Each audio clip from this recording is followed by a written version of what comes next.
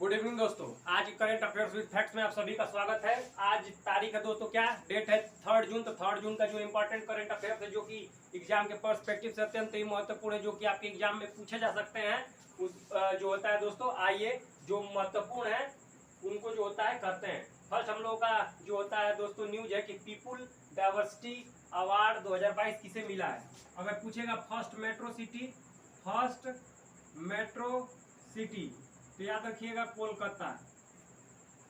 कोलकाता हुई है first metro city. First UT तो चंडीगढ़ हुई है। अगर पूछे कि फर्स्ट सिटी कौन सी हुई है, याद रखिए ये मेट्रो सिटी है, और फर्स्ट सिटी पूछे तो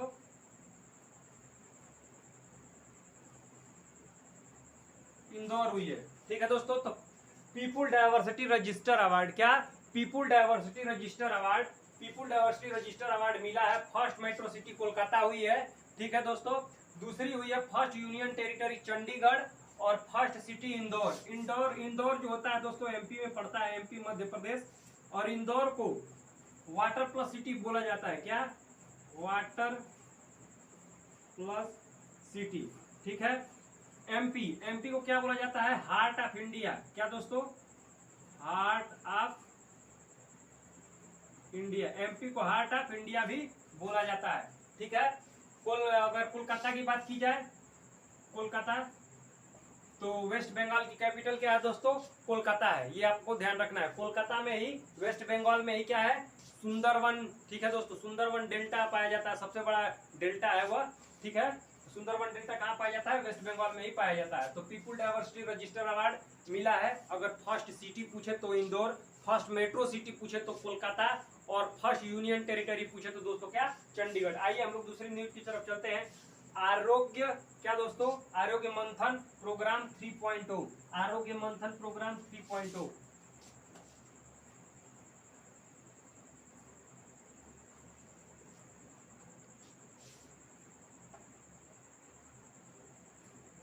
आरोग्य मंथन प्रोग्राम 3.0। अगर ये पूछे आरोग्य मंथन प्रोग्राम 3.0 लॉन्च किसने किया है, launched by president Ramnath Kovind.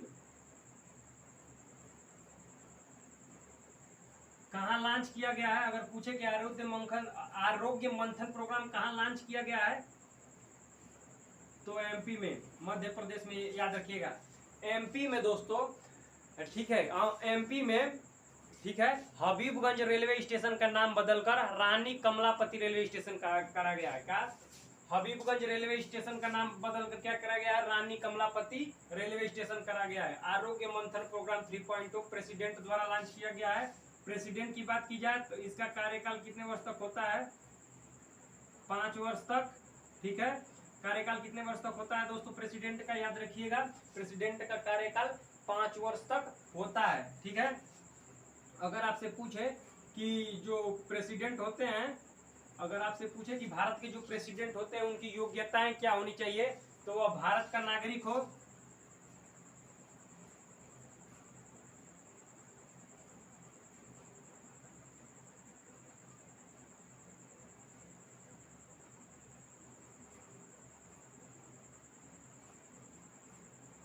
क्या दोस्तों, पागल व दिवालिया ना हो। पहला, भारत का नागरिक हो, पागल व दिवालिया ना हो, और एज कितनी होनी चाहिए दोस्तों, एज 35 ईयर, कितनी, 35 साल की उम्र से अधिक हो, या 35 साल की उम्र तक का हो। ठीक है, तो ये प्रेसिडेंट की अर्हताएं होती हैं। ठीक है, और सबसे बड़ी बात एक और अर्हता होती है कि किसी भी सरकारी पद पर न हो, लाभ पद पर न हो। ठीक है, तो ये होती है हमारे प्रेसिडेंट की अर्हताएं। तो आरोग्य मंथन प्रोग्राम 3.0 लॉन्च हुआ है। कहाँ लॉन्च हुआ है, प्रेसिडेंट द्वारा लॉन्च किया गया है। कहाँ लॉन्च हुआ है, एमपी में। प्रेसिडेंट का कार्यकाल 5 वर्ष होता है। वह उसे भारत का नागरिक होना चाहिए, पागल व दिवालिया नहीं होना चाहिए, एज 35 मिनिमम होनी चाहिए, 35 मैक्सिमम दोस्तों कितनी भी हो सकती है। ठीक है, आइए अगली न्यूज की तरफ चलते हैं। आईएनएस गोमती। ठीक है, INS Gomti,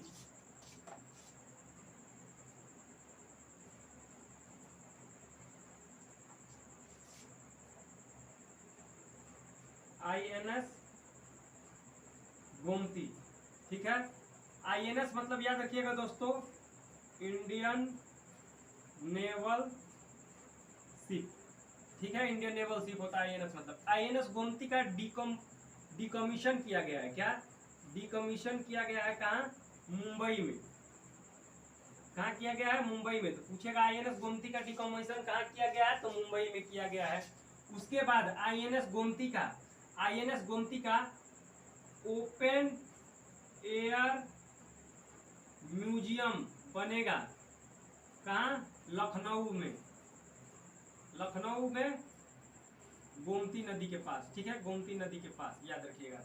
open air museum मतलब आप हम यहाँ जाके घूम सकते हैं, देख सकते हैं, तो ओपन एयर म्यूजियम बनेगा कहाँ, लखनऊ में, गोमती नदी के किनारे। मुंबई से रिलेटेड फैक्ट देखिए दोस्तों, यह सेलसेट आइसलैंड पर बसा हुआ है।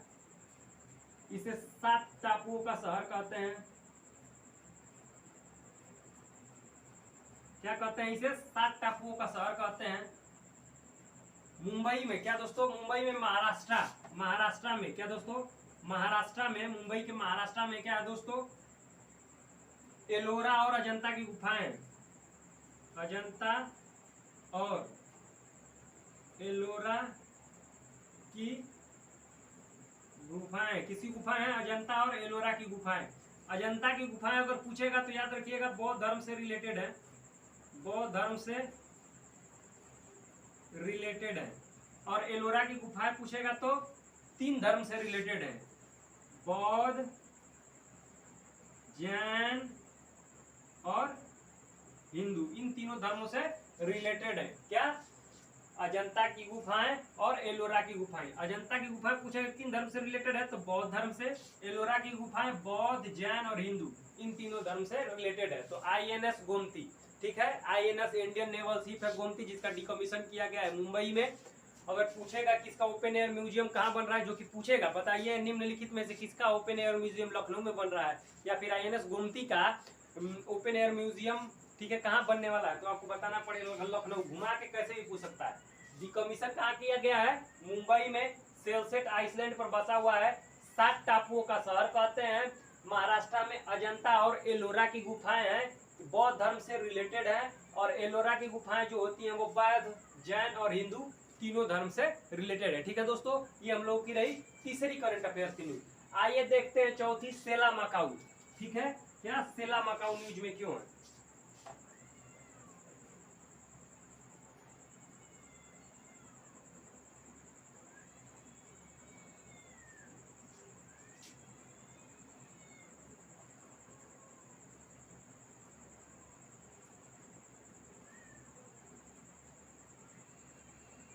ठीक है दोस्तों, सेला मकाऊ एक बंदर की नई प्रजाति मिली है। सबसे पहले पूछेगा कि जो सेला मकाऊ बंदर की प्रजाति मिली है वो कहाँ मिली है, तो आपको बताना पड़ेगा कि यह मिली है अरुणाचल प्रदेश में। कहाँ मिली है दोस्तों, अरुणाचल प्रदेश में। सेला मकाऊ जो कि बंदर की एक नई प्रजाति है वह अरुणाचल प्रदेश में मिली है। अरुणाचल प्रदेश में ही दोस्तों, याद रखिएगा, अरुणाचल प्रदेश में ही सेला सुरंग है। सेला सुरंग कहाँ है, अरुणाचल प्रदेश में ही। अरुणाचल प्रदेश में ही परशुराम कुंड है, परशुराम कुंड। अरुणाचल प्रदेश में ही क्या, डाफला और मिसमी की पहाड़ियां हैं, डाफला और मिसमी की पहाड़ियां हैं। अरुणाचल प्रदेश में ही डाफला और मिसमी की पहाड़ियां हैं। अरुणाचल प्रदेश का ओल्ड नेम पूछे कि ओल्ड नेम क्या है, ओल्ड नेम क्या है, तो नेफा। क्या दोस्तों, नेफा इसका ओल्ड नेम है। नेफा की फुल फॉर्म पूछ दे तो नॉर्थ ईस्ट फ्रंटियर एजेंसी। क्या, नॉर्थ ईस्ट फ्रंटियर एजेंसी इसकी फुल फॉर्म है, ठीक है, एजेंसी इसकी फुल फॉर्म है। क्या है, फुल फॉर्म है। ओल्ड नेम क्या है अरुणाचल प्रदेश का, NEFA, north east frontier agency. Arunachal Pradesh में ही सेला सुरंग है, परशुराम कुंड है, डाफला और मिसमी की पहाड़ियां हैं। अरुणाचल प्रदेश में ही पक्के टाइगर रिजर्व है। पक्के टाइगर रिजर्व कहाँ है, तो अरुणाचल प्रदेश में ही है। अरुणाचल प्रदेश अपनी सीमा चाइना के साथ शेयर करता है दोस्तों, और चाइना से अरुणाचल प्रदेश मैकमोहन लाइन से अलग होता है। मैकमोहन लाइन से अलग होता है। कौन, चाइना और अरुणाचल प्रदेश, याद रखिएगा ये। क्या मैकमोहन लाइन से अलग होता है अरुणाचल प्रदेश, मैकमोहन लाइन से अलग होता है। पक्के टाइगर रिजर्व यहीं पे है। सेला सुरंग भी अरुणाचल प्रदेश में ही है। परशुराम कुंड भी है। दाफला और मिसमी की पहाड़ियां भी यही हैं। ओल्ड में पूछेगा तो नॉर्थ ईस्ट फ्रंटियर एजेंसी। और पूछेगा कि भारत का सबसे पूर्वी स्टेट कौन सा है, सबसे पूर्वी स्टेट, भारत का सबसे ईस्टर्न स्टेट है, ठीक है। और पूछेगा भारत में सबसे पहले सूरज कहाँ उगता है, यहीं पे उगता है। भारत में सबसे पहले सूर्य इसी स्टेट में उगता है। क्या भारत में सबसे पहले सूर्य इसी स्टेट में उगता है, तो ठीक है। सेला मकाऊ क्या है, एक बंदर की नई प्रजाति है जो कि अरुणाचल प्रदेश में मिली है। अरुणाचल प्रदेश भारत का सबसे पूर्वी राज्य है। दाफला मिसमी की पहाड़ियां हैं। पक्के टाइगर रिजर्व यहीं पर हैं। सेला सुरंग क्या है, सेला सुरंग यहीं पर है। सेला सुरंग भी यहीं पर है। भारत में सबसे पहले सूर्य इसी स्टेट में उगता है। कहाँ, यहीं पे उगता है। ये भी आपको याद रखना है। सब भारत का सबसे पूर्वी, याद रखिएगा, भारत का सबसे क्या है दोस्तों, भारत का सबसे पूर्वी स्टेट यही है, याद रखिएगा। चाइना के साथ अपनी सीमा साझा करता है। और चाइना से, ठीक है क्या दोस्तों, अगर पूछे कि चाइना से किस लाइन से या किस बॉर्डर से अलग होता है, तो मैकमोहन लाइन से अलग होता है। ये आपको याद रखना है, ठीक है, दिमाग में बैठा के रखिए, ठीक है। आइए अब हम लोग अपने अगली न्यूज की तरफ चलते हैं। अगली न्यूज है क्या, दूधवाड़ी, ठीक है दोस्तों। आइए देखते हैं कि दूधवाड़ी है क्या।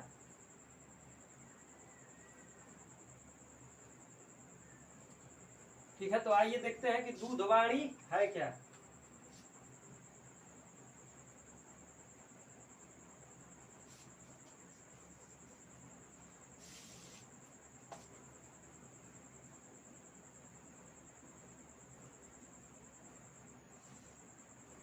ठीक है दोस्तों, आइए देखते हैं दूधवाड़ी है क्या।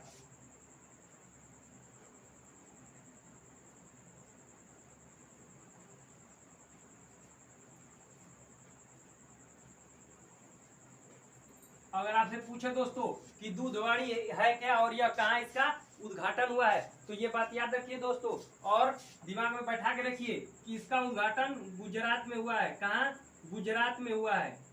दूधवाड़ी का उद्घाटन गुजरात में हुआ है। और ये बात याद रखिएगा, दूधवाड़ी है क्या, तो यह एक सामुदायिक रेडियो स्टेशन है। यह एक सामुदायिक रेडियो स्टेशन है जिसका उद्घाटन गुजरात में किया गया है, ठीक है। गुजरात में ही भारत का पहला, ठीक है, नैनो यूरिया, ठीक है दोस्तों, नैनो यूरिया का उद्घाटन किया गया है। ये भी याद रखिएगा आप लोग, गुजरात में ही भारत का पहला नैनो यूरिया संयंत्र का भी उद्घाटन किया गया है। गुजरात में भारत का पहला नैनो यूरिया संयंत्र का उद्घाटन किया गया है। नैनो यूरिया संयंत्र का, यह भारत का ही नहीं विश्व का पहला है। तो पूछेगा कि विश्व का पहला नैनो यूरिया संयंत्र कहाँ पर लगा है, तो गुजरात में लगा है। अगर पूछे कि गुजरात में कहाँ, तो कलोल में, याद रखिए, गुजरात के कलोल डिस्ट्रिक्ट है। कलोल डिस्ट्रिक्ट पूछेगा यह कहाँ है, तो गांधीनगर में। अगर इतना डीप पूछा तो यूपीएससी वाला इतना डीप पूछ सकता है कि कलोल कहाँ है, तो गांधीनगर में है। नैनो यूरिया संयंत्र विश्व का और भारत का पहला लगा है, कहाँ, गुजरात में। ठीक है दोस्तों, गुजरात से रिलेटेड फैक्ट, ठीक है दोस्तों, अगर गुजरात से रिलेटेड फैक्ट पूछे तो हमने कई बार बताया है कि गुजरात के केवड़िया में स्टेच्यू ऑफ यूनिटी है, जो कि सरदार वल्लभ भाई पटेल की यूनिटी है। किसकी यूनिटी है, मूर्ति है, स्टेच्यू है सरदार वल्लभ भाई पटेल की। ये भारत के प्रथम गृह मंत्री थे, ये भी हमने बताया है। यह सरदार वल्लभ भाई पटेल को बिस्मार्क ऑफ इंडिया कहा जाता है। 1948 में ऑपरेशन पोलो हुआ था, जिसमें इनका महत्वपूर्ण भूमिका था। और इन्होंने हैदराबाद को भारत में मिलाने का महत्वपूर्ण जो होता है कार्य किया था, ठीक है। इन्हें लौह पुरुष भी कहा जाता है, ये भी हमने बताया था।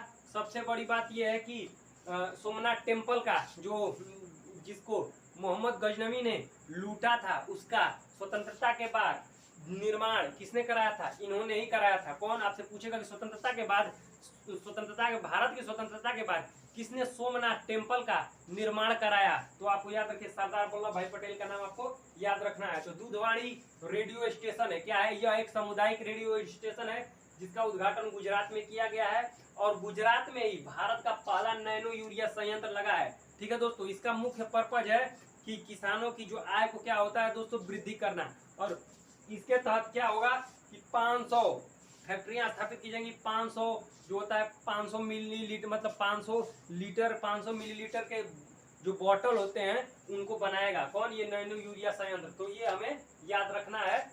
ठीक है, गुजरात, यह एक सामुदायिक रेडियो स्टेशन है दूधवाड़ी। गुजरात में भारत का पहला नैनो यूरिया संयंत्र लगा है। ठीक है, कहाँ लगा है? गांधीनगर कलूल डिस्ट्रिक्ट में। ये आपको ध्यान रखना है। आइए हम अपने अगली न्यूज की तरफ चलते हैं। क्या? एटालिन जल विद्युत परियोजना। ठीक है, न्यूज में है एटालिन जल विद्युत परियोजना। तो देखते हैं एटालिन जल विद्युत परियोजना।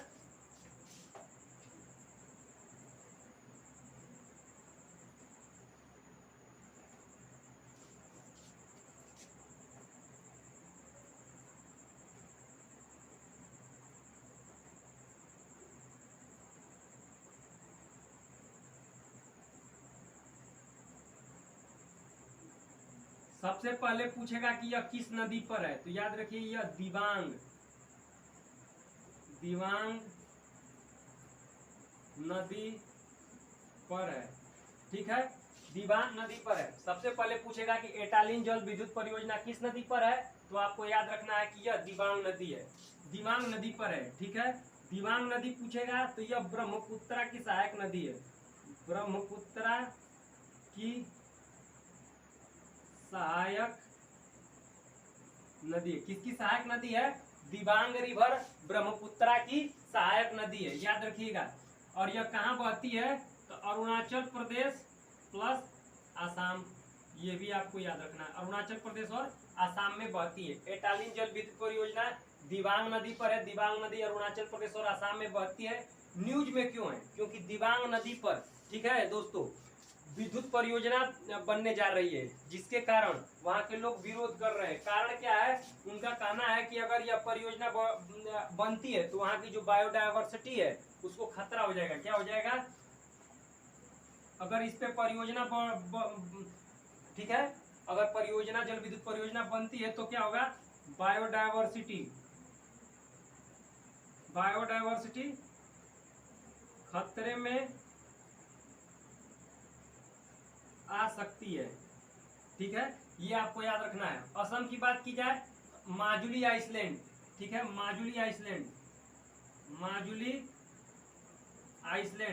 असम में ही है। माजुली आइसलैंड, ठीक है। Kaziranga national park, Kaziranga national park जो कि एक सींग वाले गेंडे के लिए फेमस है।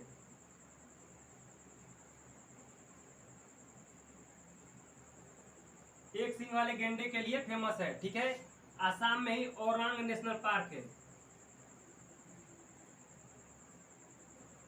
आसाम में ही ओरांग नेशनल पार्क है। आसाम में ही काजीरंगा नेशनल पार्क है।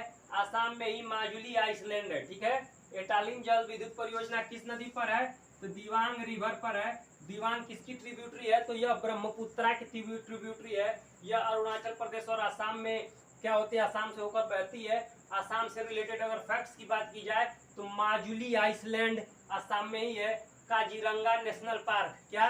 काजीरंगा नेशनल पार्क जो एक सींग वाले गेंडे के लिए फेमस है, वह भी आसाम में ही है। ओरांग नेशनल पार्क यह भी कहाँ है? आसाम में है। ठीक है दोस्तों, तो ये हम लोगों की रही एटालिन जल विद्युत परियोजना। आइए देखते हैं कि यूनिफॉर्म सिविल कोड यूसीसी क्या है और यह क्यों न्यूज में है। ठीक है दोस्तों,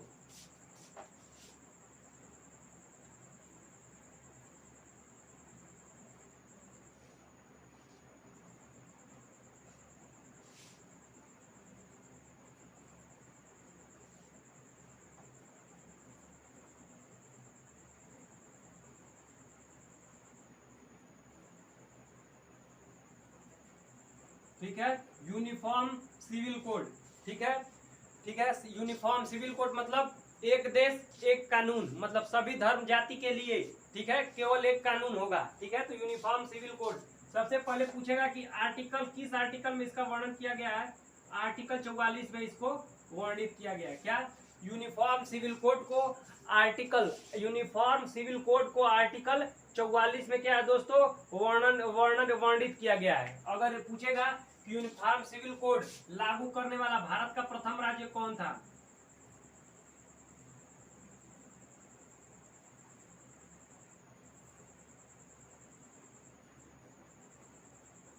अगर पूछ दे कि यूनिफॉर्म सिविल कोड लागू करने वाला भारत का प्रथम राज्य कौन है, तो गोवा।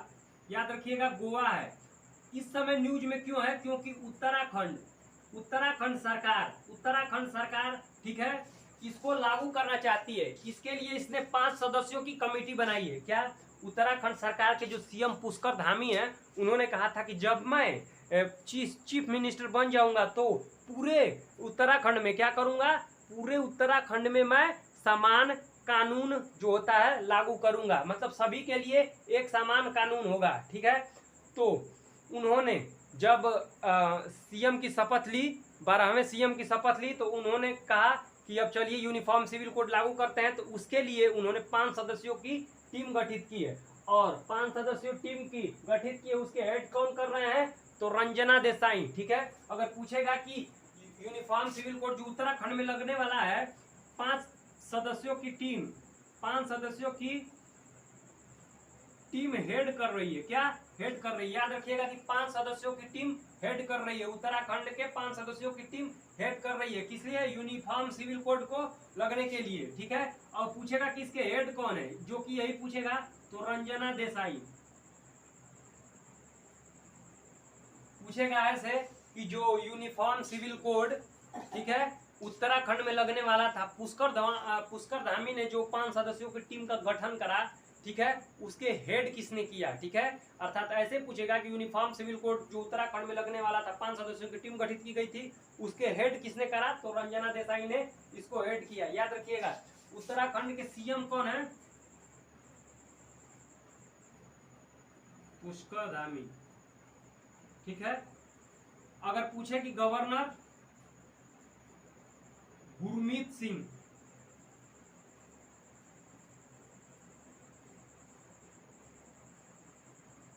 ठीक है, यह 12वें बने। कौन से? 12वें नंबर के सीएम बने। अगर पूछे कि उत्तराखंड, ठीक है, उत्तराखंड यूपी से अलग कब हुआ था, याद रखिए। अगर उत्तराखंड को पूछ दे कि यूपी से अलग कब हुआ था, यूपी से अलग कब हुआ था, तो याद रखिएगा 9 नवंबर 2000। ये आपको याद रखना है कि उत्तराखंड यूपी से अलग 9 नवंबर 2000 को हुआ था, ठीक है। तो UCC uniform civil code article 44 में इसका वर्णन किया गया है। लागू करने वाला भारत का प्रथम स्टेट गोवा है, ठीक है, गोवा, ठीक है। ऑपरेशन विजय, ठीक है, पुर्तगालियों को भगाने के लिए गोवा पर ही किया गया था, ये भी आपको याद रखना है। भारत में सबसे पहले पुर्तगाली आए थे, ये भी याद रखिए। और सबसे अंत में कौन गए, पुर्तगाली ही गए, ठीक है। यूके, उत्तराखंड, यूनाइटेड किंगडम नहीं समझना है, यह भारत के स्टेट उत्तराखंड की बात हो रही है, जो कि यूपी से 9 नवंबर 2000 को अलग होता है। इसके सीएम पुष्कर धामी है, ये है, क्या है, पुष्कर धामी है। गवर्नर गुरमीत सिंह है। हेड कौन है, जो कि Uttarakhand UCC uniform civil code बनने जा रहा है, उसको हेड कौन कर रहा है, रंजना देसाई, ठीक है। तो ये रही हम लोगों की यूसीसी से रिलेटेड न्यूज। आइए हम अपनी अगली न्यूज की तरफ चलते हैं। क्या? बिहार। देखते हैं कि बिहार न्यूज में क्यों है, ठीक है, बिहार न्यूज में क्यों है।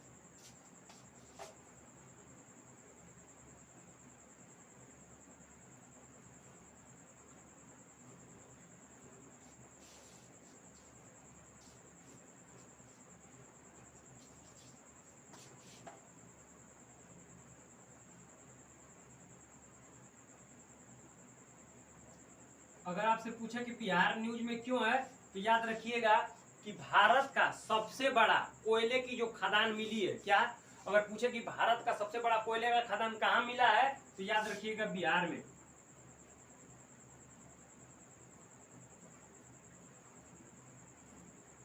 कोयले नहीं दोस्तों, गोल्ड का, सॉरी, गोल्ड का। अगर कोयले का पूछेगा तो वेस्ट बंगाल में कोल ब्लॉक सबसे ज्यादा, वीरभूमि डिस्ट्रिक्ट कहाँ मिला है, वेस्ट बंगाल में, ये आपको याद रखना है, कोयले का, लेकिन गोल्ड की बात हो रही है। भारत का सबसे बड़ा गोल्ड भंडार मिला है,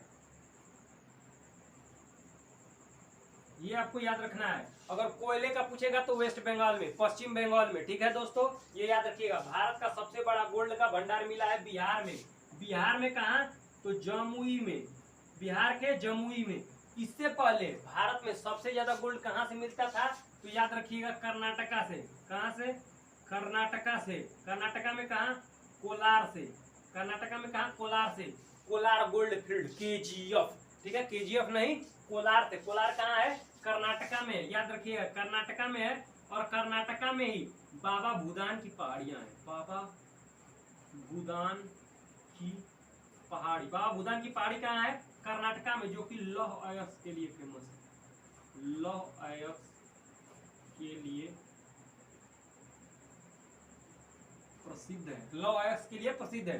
बिहार भारत का सबसे बड़ा गोल्ड भंडार मिला है, याद रखिएगा। अगर पूछेगा कि भारत में ऐसा कौन सा स्टेट है जहां पर सबसे ज्यादा गोल्ड निकलते हैं या वहां पे सबसे ज्यादा गोल्ड भंडार मिला है, तो याद रखिएगा बिहार है वह। कर्नाटका, इससे पहले कहाँ मिलता था? कर्नाटका में। कर्नाटका में कहा? कोलार में, ठीक है, केजीएफ से याद रखिएगा, कोलार गोल्ड फील्ड, ठीक है, कहाँ? कोलार में। तो ये रही बिहार। बिहार न्यूज में क्यों था दोस्तों? हमने बताया कि बिहार न्यूज में क्यों था, ठीक है। ये भी याद रखना है कि बिहार न्यूज में अगर पूछ दे कि बिहार के किस डिस्ट्रिक्ट से, ये इंपॉर्टेंट है दोस्तों, ये पूछेगा। जमुई, बिहार में कहां से? तो जमुई से, ठीक है दोस्तों। आइए हम अपने अगले न्यूज की तरफ चलते हैं। क्या है? सोलर ट्री, ठीक है दोस्तों। सोलर ट्री कहां स्थापित हुआ है देखते हैं। गोल्ड का सबसे बड़ा भंडार कहां मिला है दोस्तों इस समय? अगर पूछेगा तो याद रखिएगा बिहार। अब कर्नाटका नहीं, अब क्या? बिहार, ठीक है। अगर आपसे पूछे सोलर ट्री, सोलर ट्री, ये सब दोस्तों अब वन लाइनर है। अगर पूछे कि सोलर ट्री, तो याद रखिएगा विश्व का सबसे बड़ा सोलर ट्री प्लांट कहां लगा है? याद रखिएगा विश्व का सबसे बड़ा, विश्व का सबसे बड़ा सोलर ट्री, विश्व का सबसे बड़ा कहां लगा है? वेस्ट बंगाल में, वेस्ट बंगाल में। ये क्वेश्चन पूछा था, पश्चिम बंगाल में लगा है सोलर ट्री। कहां लगा है? पश्चिम बंगाल में लगा है, ठीक है। पश्चिम बंगाल से रिलेटेड जो होता है फैक्ट दोस्तों, ठीक है, रिलेटेड अगर फैक्ट की बात की जाए तो सुंदरवन, सुंदरवन डेल्टा यहीं पे है, ठीक है। दुनिया का सबसे बड़ा डेल्टा कौन सा है? सुंदरवन डेल्टा है। और यहाँ पे कहाँ पे है? वेस्ट बंगाल में ही है। सोलर ट्री विश्व का सबसे बड़ा, विश्व का सबसे बड़ा सोलर ट्री कहाँ लगा है? तो ये भी आपको याद रखना है कि वह वेस्ट बंगाल में लगा है। सिर्फ अब वन लाइनर क्वेश्चन रिलेटेड होते हैं। अब आते हैं एसबीआई, ठीक है दोस्तों। एसबीआई न्यूज में क्यों है?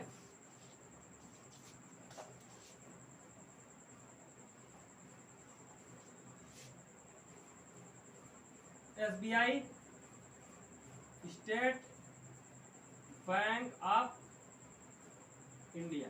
देखिए दोस्तों, एसबीआई न्यूज में इसलिए है क्योंकि इसने, ठीक है, इसने जो भारत की अर्थव्यवस्था है